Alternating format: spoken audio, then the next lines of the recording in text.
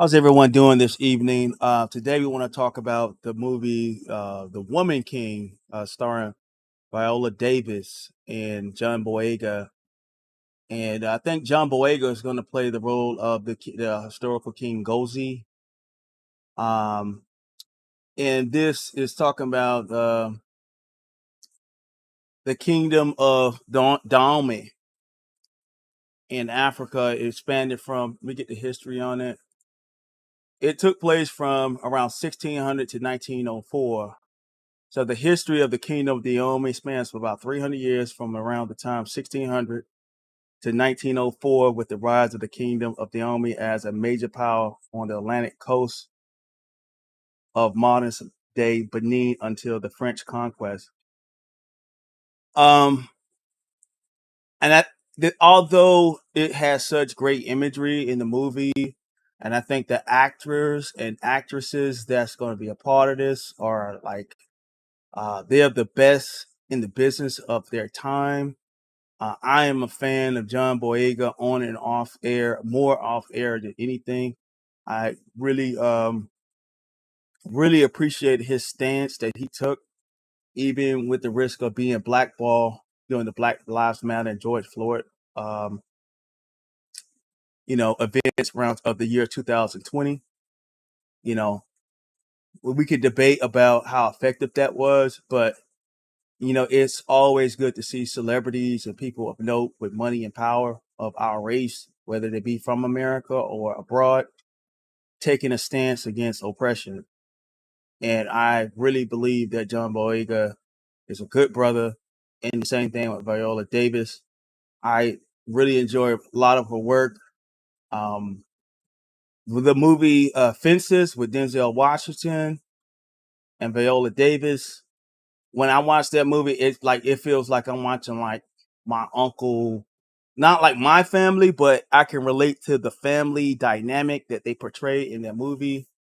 I mean, whatever this woman gets into, is she brings to life, and that's why I have a little sadness about it. It's because of the fact that you know this movie that's going to come up is going to depict the kingdom of Dahomey, which was the biggest group of slave traders that conquered our ancestors. So they were part of bringing up to at least 20% of slaves that came from the African diaspora came from this part of the world, from this part of Africa. And I'm going to watch the movie when it come out. I urge anyone to watch the movie, but I want to do this video so that people can, because the thing is, we can have our assumptions about what they're going to portray in the movie. But from what I see, it seems as if it's going to have more of like a leaning towards a promotion of feminism and freedom fighters and whatnot. And now there's dynamics to a story where there was some forms of revolt to slow down slavery. But in essence, when you really look at the history of the kingdom of Dahomey, there was a lot of savage behavior that goes like, it's like human sacrifice, slavery, even some of the training. And let me show you some of the training that they participated in. It was wild. So if you're out there, give this a like, because we're going to do a little history lesson today on it. I'm not gonna go over everything. I might actually come back and revisit this because it's after looking at this, it's so much history when it comes to the Kingdom of Dahomey and their participation in the slave trade. Some of the rituals that they participated in, um, human sacrifice, up to like 4,000 people in one human sacrifice. Like it was some wild stuff going on over there during that time, and what our ancestors went through. And like part of that training, let me go here. A part of that training, I'm going to share my screen real quick. And yeah, part of that training where they would actually have people tied up slaves. And I'm going to blow this up so you see. And they would put them in baskets and they would throw them like it's up high about 16 feet. And they had to pick them. This like doing training of the warriors. They would pick them up, pick these slaves up, and throw them over like a ledge or something like that. You know what I mean? Like it was some crazy stuff going on. You know what I'm saying over there. And and they said the intensive training, female recruits like looked on as the Dahomey troops hurled bound prisoners of war to a mob below. So they would actually throw them down into the mob. And so, you know, what I fear about this movie is they're going to make her heroes and heroines of these women and these people. And people a lot of times don't look beyond just like they just don't look at, the deeper dynamic of historical figures. And part of this was inspired by this movie. They admit that it was inspired by the Demolage in the movie Black Panther. And so they wanted to have like something to tie to historical people. I didn't even see. I didn't. Y'all aren't even seeing that. So they didn't. They wanted to tie it to a historical people, and I'm gonna show you where they even had the basket. So this is part of the training.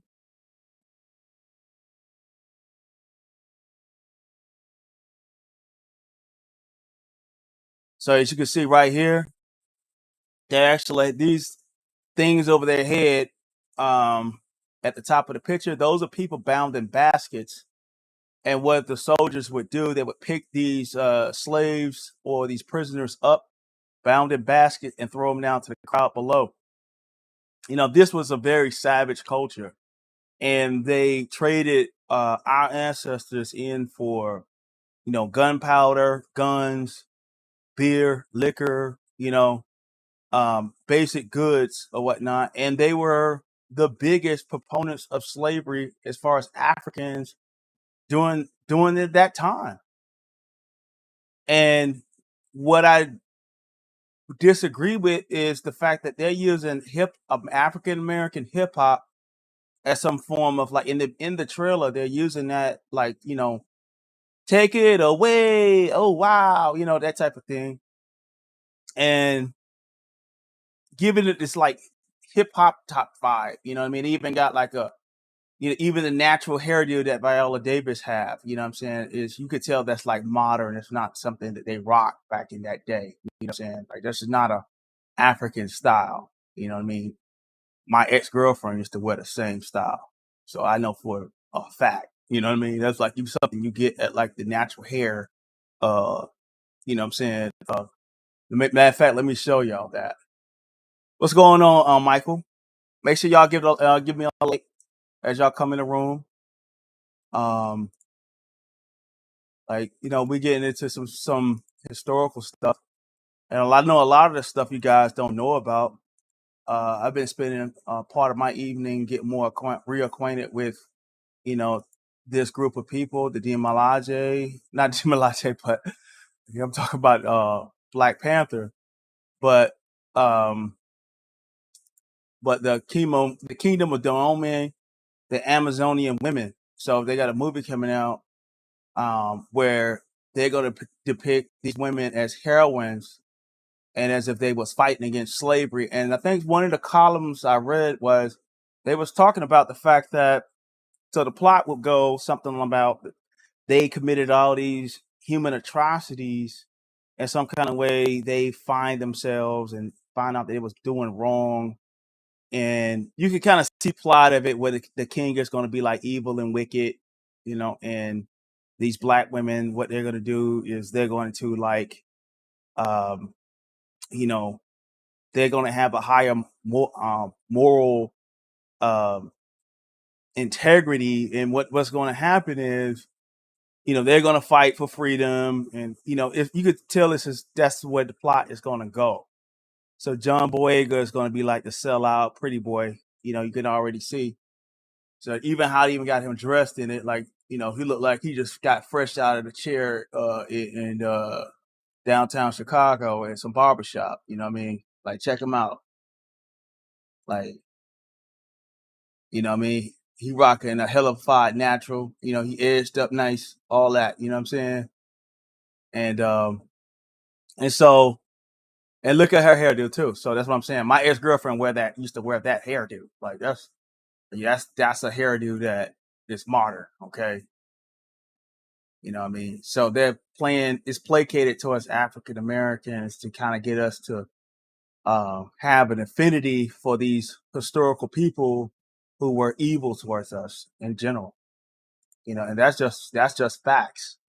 Um, I guess this is supposed to depict some of the historical women that were a part of that. And these women, they were also labeled as like wives of the king. And so for the most part, they were eunuchs. They were female eunuchs and bodyguards of the king. So they were a female regiment, and they were known for being very fierce. And some of the documentations that I read, they was talking about a little girl when she never killed anyone, and they gave her a sword, and they brought a slave before them, and the little girl chopped the slave up in 3 parts and took the blood and licked it. You know what I'm saying? So, you know, what I'm kind of worried about is that people are going to watch this movie, they're going to fall in love with these characters, and it's going to be like Wakanda forever. So this is going to be the new Wakanda forever type shit. And especially over here in America, because we like that kind of stuff, and we don't really read and go deeper with anything beyond what we should, when it comes to history. And you're gonna be praising the people who put your people in as in slavery. So that's what my fear about this movie is. I gotta say, I'm fans of John Boyega. I respect that young man, and I respect Viola Davis. At the end of the day, they are actors and actresses. They're not the producers or writers, but they admitted that this was inspired to be done because of Black Panther. And but you see, so this is basically going to be a fictional movie that's going to come out. Do you think? Someone asked, "Do you think this will put a place of masculine spirit on women?" Um, I think what it is to feed whatever agenda that they want to feed. You know what I'm saying? Um, and because Hollywood has their own agenda. It's liberal. You know, it's a liberal agenda, of course, and so it's all about a lot of times it leans more towards feminism, if anything, and this could be fuel for that. What I mean, but I want to see the movie first before I go there. But it most likely looks like that. But the most damning part about it, I think that when we would complain about the movie, especially me as a Black man, it could be said that, okay, I'm against women empowerment or something like that.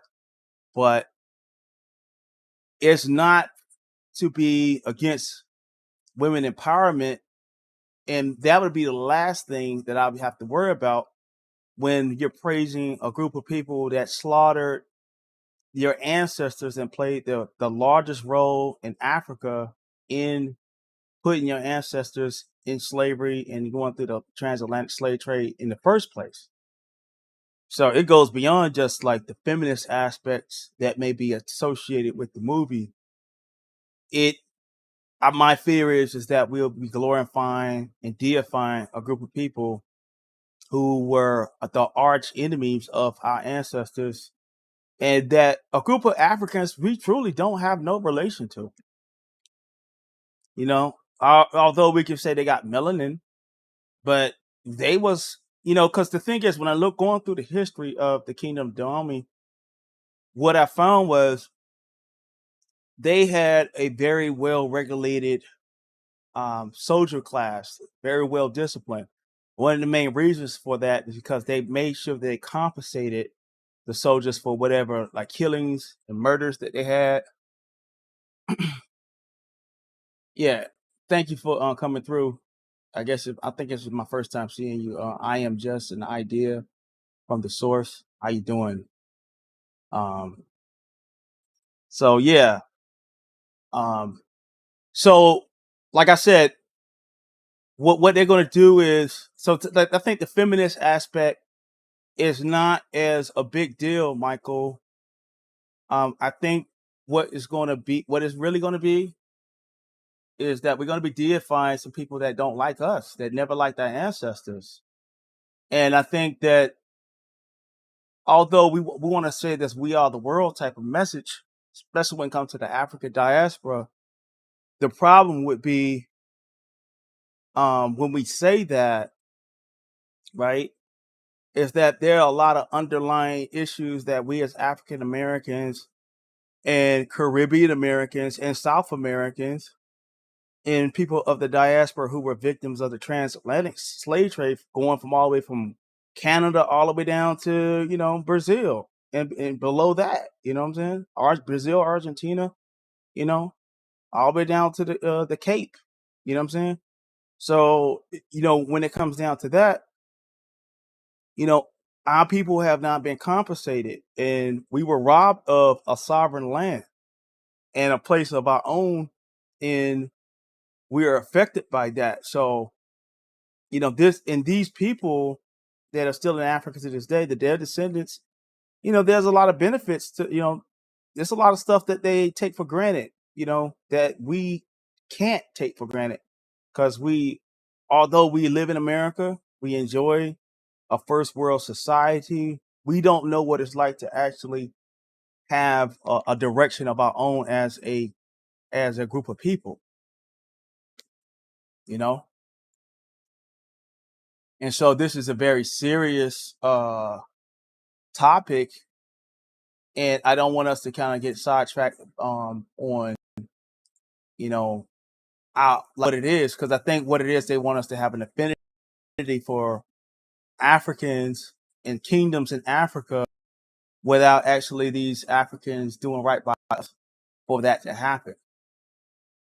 There need to be some forms of reparation and repatriation taking place before we can, say we are the world and can glorify a group of Amazonian women who were a major part, who played a major part in slavery. And then now you have the children of the slaves, children of the diaspora, playing the roles of people that enslaved their ancestors, you know? And so I'm not such an idealist to the point where I can't watch a movie and appreciate history just for what it is. I'm not saying that I'm on this politically correct type thing, because like when you look at the movie Shaka Zulu, the original series, um, that was actually to try to down Shaka Zulu and the Zulus. That was actually propaganda that was put out to make them look savage, but it didn't, because what they did was they gave a raw truth about history in the original series. Now, when they actually did it again, with the same man that played Shaka Zulu, and I think what was the model name? I forgot her name at this time. Grace Jones. When they did the movie with Grace Jones, no one remembers that movie. No one cares for even watching the version of Shaka Zulu at all. You know, no one cares. You know, so what I do is I drop the link if anybody want to come through.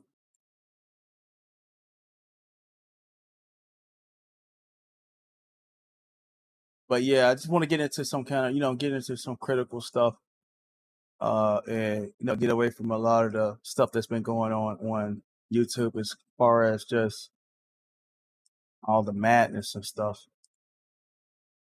So the link is pinned in the chat. So if anybody want to come through, hit the link if you want to talk to me about it.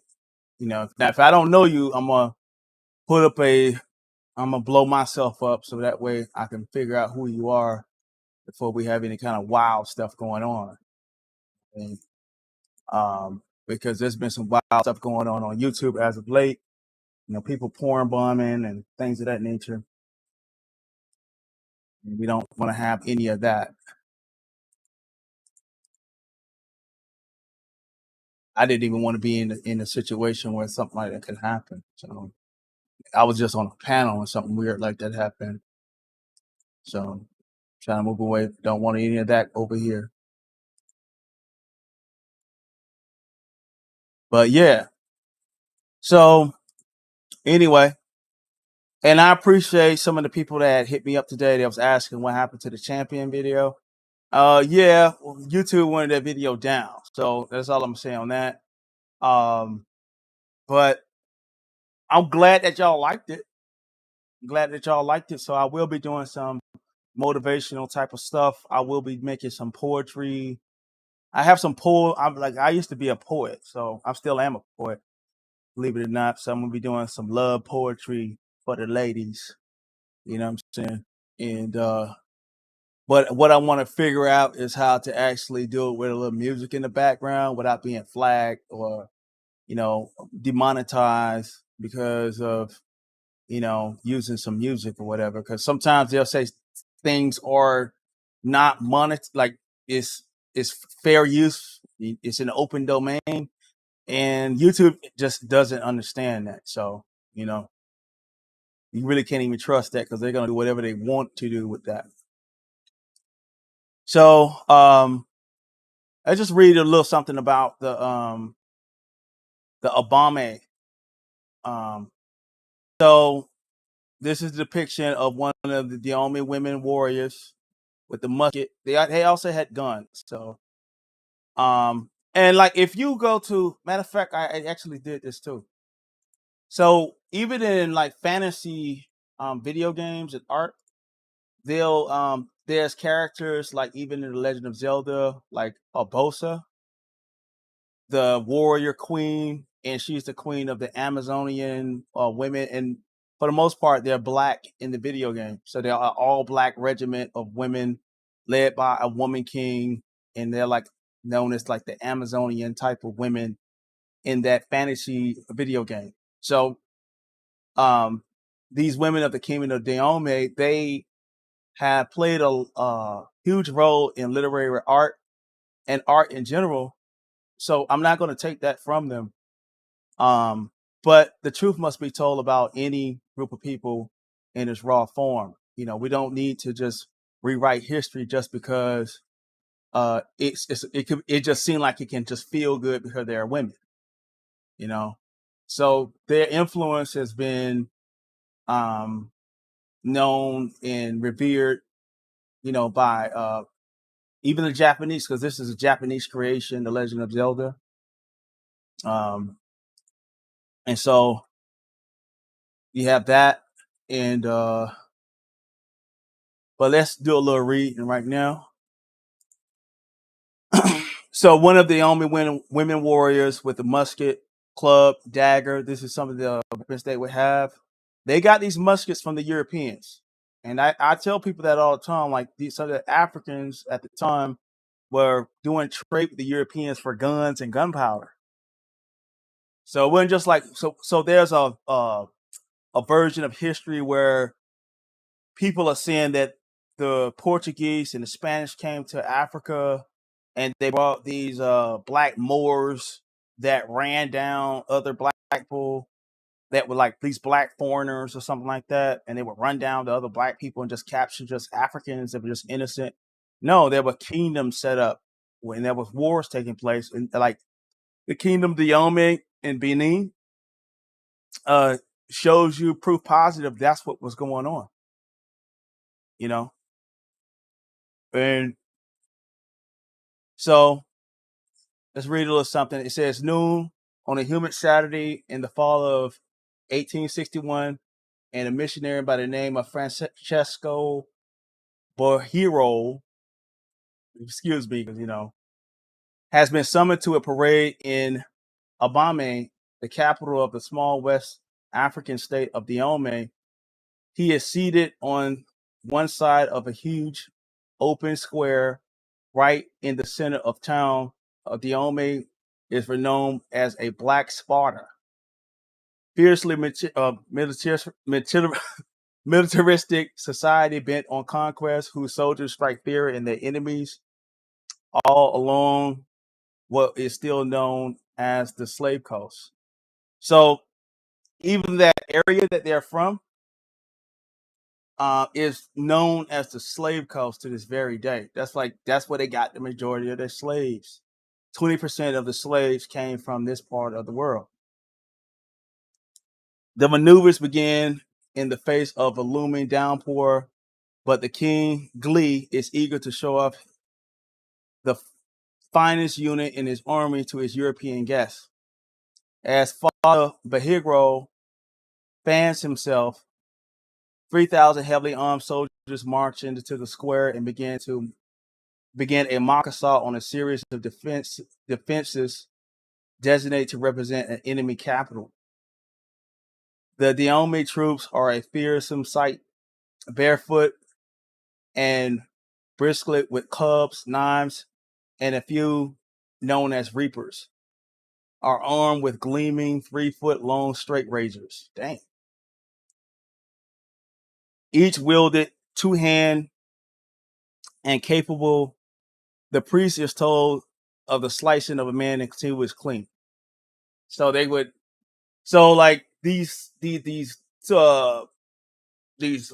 razors they had was so good and so sharp that they could actually just slice a man in two.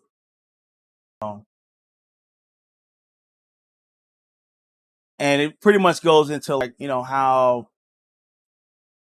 you know fierce and warlike these people were, and so it's a good read, to find and do the research on these people. But what it does, it validates a lot of the truth about their history. Validates a lot of the truth about how the African slave trade and how Africans played a part. And one of the reasons for reparations because we were deprived of our freedom, you know. And so like when this movie come out, it's going to be pretty much a fantasy movie. It's going to play into black feminism, feminism in general. I think that's going to be a part of it, but it's going to be revisionist history for the most part. And I think that's very dangerous, when we're talking about reparations and the need for reparations for African Americans who are. I think that we need the truth being put out, if anything, about these people who did whatever they did to us. How you doing, Claudiva? How you doing? So, this is not going to be like a movie that's going to represent anything, truthful, and must share one of the streams. And I'm actually doing another part two of this because looking into this, I haven't looked at this history in a long time, probably in almost 20 years. Because I was in college the first time I heard about this.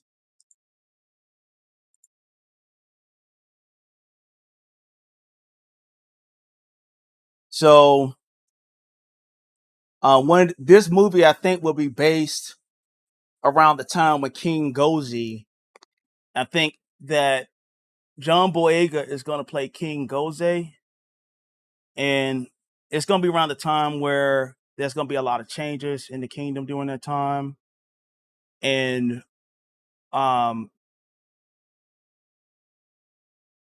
it's where the Europeans were kind of like pulling away from the slave trade, and the African kings were so desperate to keep it going, during that time, during the 1850s.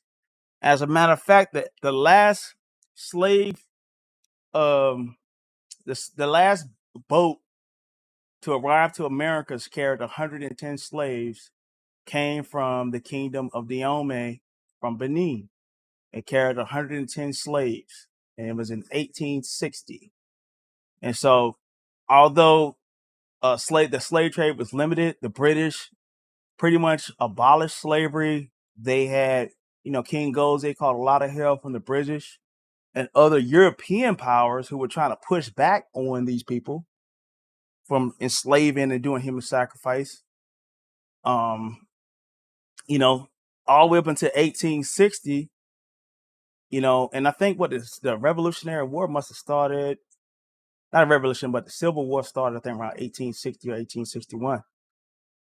And so when the time Lincoln came into office, and so even while Lincoln was in office, when Lincoln was just about to get into office, you still had slave boats coming here at the time, and it came from this area. That's how wild and savage these people were. You know what I'm saying?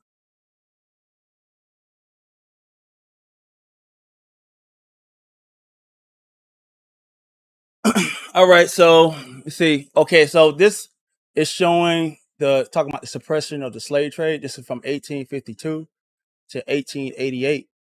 Two of the major changes occurred in the 1840s and 50s, which significantly altered the politics in Dahomey. First, the British, who had been a major purchaser of slaves, began to take an active stance in abolishing the slave trade in the 1830s. They set up multiple diplomatic parties to Goze. That's who John Boyega is going to play, I believe, to try to convince him to end the Dahomey's participation in the trade. All of these were rebuffed, with Goze worried about the political consequences of ending such trade. Second, the kingdom of Abukute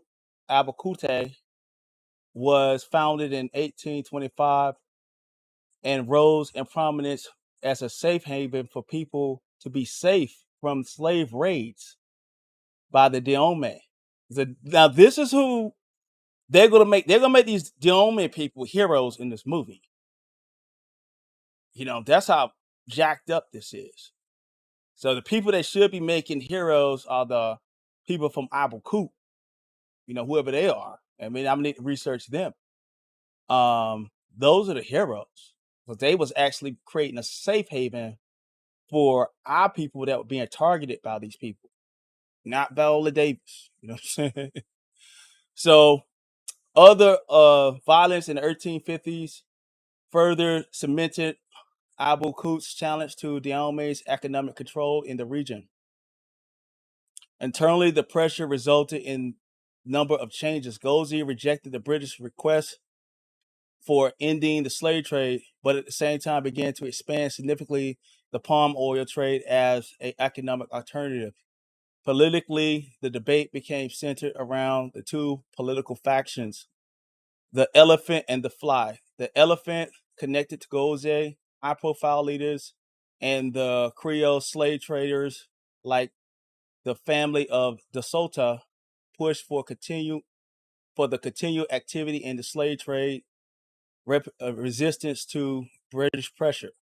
So they was resisting the British pressure to end. White people were trying to end the slave trade during this time in Africa, and the Africans want to keep it going. Well, these people, I want to say the Africans, because not all Africans was doing it. Let's be fair. It was the king of Dahomey, these heroes that we're going to see soon in September. And I'm going to see the movie. The Fly faction is in contrast with the loose collection of palm oil producers and some chieftains, which supported accommodation with the, I need to see how to pronounce that word right, Abukute, and the British in order to expand the palm oil trade. At the policy and the war debates held at the annual customs, these two factions held a number of tense discussions about the future of the Kingdom of Dahomey. In 1851 through 52, the British imposed a naval blockade. They was trying to actually set up a naval blockade to stop the slave trade from this. This is how low down these people, you know. Like, this is history. This is really what happened. This is not fantasy. This is not a Wakanda forever. And that's what they're going to give you, another Wakanda, you know. So the British imposed a naval blockade on the ports of Dahomey in order to force them to end the slave trade. In January 1852, Gozzi accepted a treaty with the British ending the export of slaves from Dahomey. In this year, the following one, Gozzi suspended a large scale of military campaigns and human sacrifice in the kingdom. However, the pressures contributed to the resumption of the slave trade and large-scale military action in 1857 and 1858. In 1858, Gozzi was assassinated by a sniper associated with the Abaku. Shout out to the Abaku people. We need to find out who they are. They're the heroes. And a large-scale warfare between the two states resumed in 1864. You know, so we need to find out who these people in Abaku was. And I need to learn how to actually say their names right, because these are good African people. Like, we need to find out. These are the people who need a movie. You know what I'm saying? Not, what we finna see. But I'm gonna look at the movie. I'm not gonna hate on Viola Davis and John Boyega. They're my people. I like them. But let's be more tie ourselves more to history versus some other stuff. So this one ended in a favor of Abaku and as the result, the slave trade could not be significantly reestablished in the 1850 levels. The power of the slave traders in the empire decreased, and the palm oil trade became a more significant part of their economy. So this is the time frame from 1852 to 1888. They were still trying, when slavery was abolished in America. Now I'm gonna actually go back, and I should have talked about the regional power first. And this talks about the regional power and how it took place from 1740 to 1852. So the following death of, now these are African names, guys, so don't hold me to it. Algagaje, I should have brought my friend Graciana up here because she's African. She could say these names. And the empire was definitely defined by significant political structure, although limited largely to within the palace walls, deepening engagement with the slave trade. There was significant secession fight after Agaje's death, when the recognized heir was passed over to Gabuze, who ruled from 1740 to 1774. Gabuze moved the capital back to Abame, but had to deal with a number of different factions and the powerful members of the kingdom, and in keeping conquered territories loyal. At the same time, the empire continued slave raids. So they said, even that going back as around 1740, they were doing slave raids. They was doing this for about 300 years. And this is part of their culture during this time. The empire continued the slave raids throughout the region and became a major supply of the Atlantic slave trade. In the late 18th century, oil put pressure on Dahomey to resist. Now, this is another African state during this time. Oyo, I don't know if I'm saying it right. Oyo. Yeah, Oyo, the kingdom of Oyo, put pressure on Dahomey to reduce its participation in the slave trade, largely to protect its own slave trade. And Dahomey complied by limiting some of its slave trade. But however, even at this time, the empire was a significant player in the slave trade, supplying up to 20% of the total slaves and providing the largest portion of revenue for the king. So in 1818, King Gozi reigned from 1818 to 1858. So he reigned for about 40 years. Excuse me, y'all. Get a text message. All right, let me get back to it. All right, in 1888, King Goze reigned from 1818, 1858, came to the throne by forcibly replacing his older brother, Anagunzu Zan. Crucial in Goze's rise to power was the financial and military assistance by Francesco Felix del Sosa. And I think what they're gonna do is they're gonna show this part of history where King Goze, who is John Boyega, he's going to actually make this man, Francisco Felix de Sosa, viceroy. And that's like almost like the same for those who know the Bible, like how Joseph was the co-regent, like almost the same as a second in command type king or something like that. So, and I think this article even going to that. And so, a prominent Brazilian slave trader located in Wahada. As a result, Goze named De Souza de Chacha, or viceroy in the trade in Wadala, providing him with a significant more power and money. The title of Chacha remains an important position in Wahada to this day. In 1823, Goze led his armies to Oya, and it was time to be and was this time able to end the tributary status of Dahomey and permanently weaken Oyo.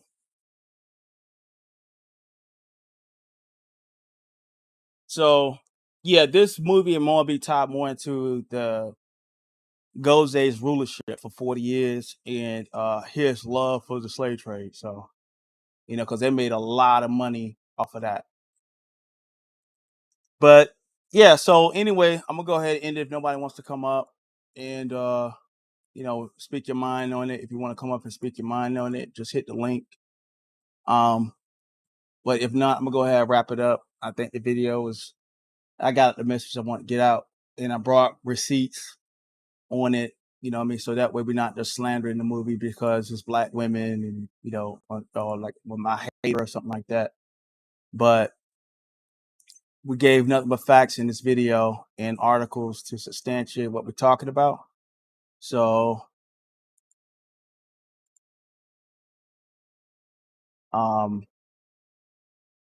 check the movie out in general. Yeah, check it out. And let's see what they do with it. I'm really interested to see what they're going to do with the movie.